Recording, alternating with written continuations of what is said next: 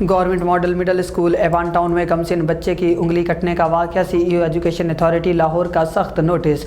तफसीलात के मुताबिक इंसाफ के लिए दरबदर रुलता वालिद दादरसी के लिए सीईओ एजुकेशन अथॉरिटी लाहौर से शिकायत करते हुए बताया, मेरा बच्चा स्कूल में पानी पी रहा था कि किसी ने धक्का दिया तो मौका पर पाँव की उंगली कट गई। स्कूल में बच्चा चेक था, चिल्लाता रहा, लेकिन किसी ने फर्स्ट एड समेत कोई मदद ना की। CEO education authority Tariq Mahmood ने वाक़े का नोटिस देते हुए स्कूल हेड पर सख्त बरहमी का इजहार करते हुए मुतासरा बच्चे के वालिद की दरख्वास्त पर government model middle school Evan town की स्कूल हेड समेत वाक़े में मुलविस टीचर्स, स्टाफ और स्कूल गार्ड के खिलाफ डीओ सेकेंडरी को इंक्वायरी करके जल्द रिपोर्ट पेश करने के अहकाम जारी किए।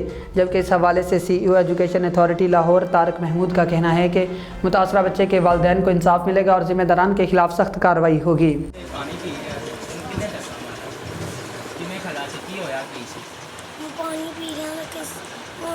टीचर खड़े बच्चे पता नहीं टीचर ने मारिया या बच्चे ते उत्थों तू किवें किसी टीचर नूं तू कहा सी कि मैनू छड्ड के आओ? मैं कहा सी सारे टीचर ने गल नहीं सुनी ना मेरे पापा के कार भी थी तो मैं खुद तो पैदल आया जुत्ती तो बगैर पैदल आया है, खून निकलता है सारे रस्ते। किसी टीचर ने नहीं गल सुनी, किसी गार्ड ने नहीं सुनी। चलो अल्लाह में हिम्मत देवे तेनों पुत्तर।